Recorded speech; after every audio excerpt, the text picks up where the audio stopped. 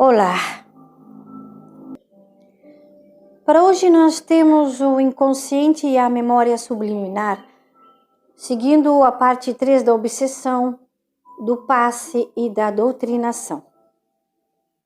Dos trabalhos de Kardec, resultaram as pesquisas psíquicas do século XIX, a ciência psíquica inglesa e a metapsíquica francesa, de Richet, as pesquisas do automatismo psicológico de Pierre Janet e a psicobiofísica de Ferenc Notzing e a física transcendental de Friedrich Zollner na Alemanha e a parapsicologia atual.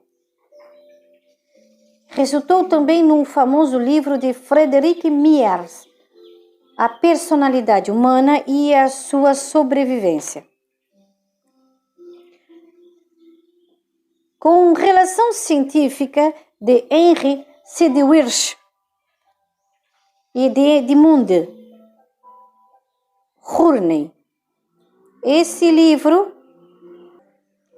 ele coloca o problema das duas consciências, a supraliminar, voltada para os problemas existenciais, e a subliminar, voltada para a transcendência, que é a vida após a morte. A percepção paranormal pertence à consciência subliminar, voltada para a vida e após a morte, que equivale na psicanálise ao inconsciente.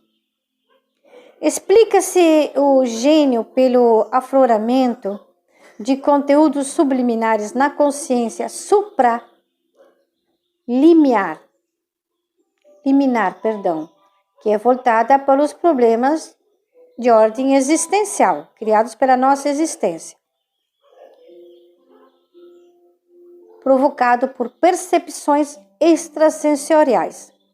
Esses afloramentos podem ser também de ideias negativas, de formas de pensamento que perturbam o comportamento atual. Se explica em formas de pensamento da maneira que nós alimentamos, é o que nos dá a perturbação do comportamento na atualidade. No Espiritismo, isso se liga a uma teoria platônica de reminiscência e são resíduos de experiências de outras vidas vividas. Explico eu aqui agora no momento que todas as experiências vividas em outras vidas geram karmas, situações, formas de pensamento e alguns sintomas. Que esses resíduos a gente traz para as nossas vidas atuais, gerando problemas de ordem, de distúrbios, porque temos percepções extrasensoriais, sintomas, questões não resolvidas, alguns distúrbios, tudo isso vem de transmissão de vidas passadas. As pesquisas de Albert de Rocha sobre a reencarnação no século XIX e as pesquisas psicológicas, travei a minha língua aqui, atual, elas confirmam a tese espírita, que é bastante clara, referente à diferença dos afloramentos anímicos que provém da própria alma do médium, do ser vivente encarnado, em casos típicos também de manifestação de alguns espíritos. Temos uma outra tese que indica infecção e infestação. Não só no plano psicológico, verificam-se as obsessões, mas também na patologia geral. Sintomas de doenças que são infecciosas, que são transmitidas por entidades espirituais enfermiças e há pessoas que são malsãs. Pessoas que fazem questão de alimentar algumas doenças. Mas para fazer a distinção, se adotou no Espiritismo um termo de infestação para designar que certas doenças são fantasmas, que podem tanto ter origem anímica como espirítica, diz aqui. São fortes impressões e temores que podem ocasionar a sintomatologia fantasma. Nos processos de infestação, verifica-se o processo indutivo dos vasos comunicantes. O espírito transfere para a vítima, geralmente sem o saber, os sintomas da doença que o levou na morte e persiste no seu perispírito, até mesmo no corpo espiritual. A prova científica e objetiva da existência desse corpo espiritual foi feita na França, por Raoul Montindon, na primeira metade do século XX, atualmente por físicos e biofísicos e biólogos soviéticos, na Universidade de Kirov, na Rússia, e que deram também um referido corpo, designação desse corpo sendo ele bioplásmico.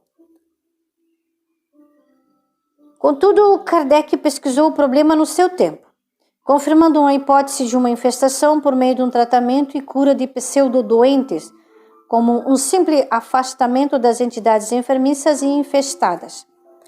O Dr. Carl, nos Estados Unidos, comprovou também que o fenômeno pelo espaço de 3 décadas, expondo que os resultados minuciosamente no livro, cujo nome 30 anos entre os mortos.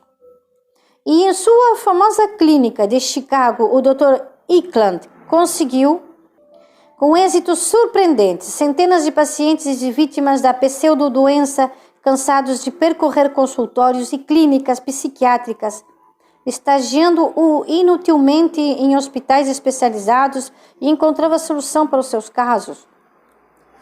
E ele não era propriamente um médico espírita. Ele era apenas um estudioso, um pesquisador muito dedicado que tivera a aventura de casar-se com uma linda jovem dotada de uma grande sensibilidade mediúnica. Os casos relatados em seu livro revelam a riqueza dos fenômenos com que ele se defrontou no seu trabalho médico. O seu caso não é o único, foi apenas um, entre milhares que ocorreram e ocorrem ainda durante todo o mundo. Mencionamos-lo aqui porque ele foi um dos mais positivos e mais importantes. O tratamento mediúnico ele não se segue uma regra única.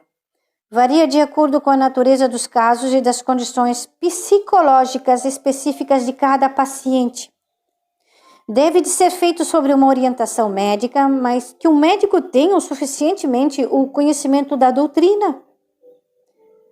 Sem esse conhecimento, muitos médicos e médiuns se extraviam em práticas de pesquisas espíritas que já demonstrou que são inúteis e, portanto, também desnecessárias, servindo apenas para dar um tratamento racional a aspectos de superstição.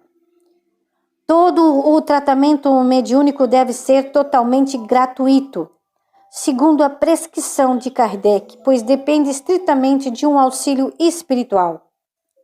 Os espíritos não cobram por seus serviços e não gostam que cobram por eles. Deve ser realizado em instituições doutrinárias em que os médicos servem-se como espíritas que possuem conhecimentos médicos, excluindo o profissionalismo. O serviço espírita, ele é de abnegação, é o pagamento que os médicos fazem a Deus por meio do sofrimento humano por eles terem aliviado de muitos que diariamente recebem um amparo divino. E os que não compreendem isso se deixam levar pela ganância e acabam fatalmente sendo subjugados pelos espíritos inferiores. A pureza de intenções de um médico é uma única garantia muito possível para que o tratamento seja eficaz, mediúnico. Como assinalava Kardec, que o desprendimento dos interesses da terra é a primeira condição para que esses espíritos superiores, pelo nosso esforço e em favor do próximo, façam o seu melhor. O próximo passo seria a cura da obsessão.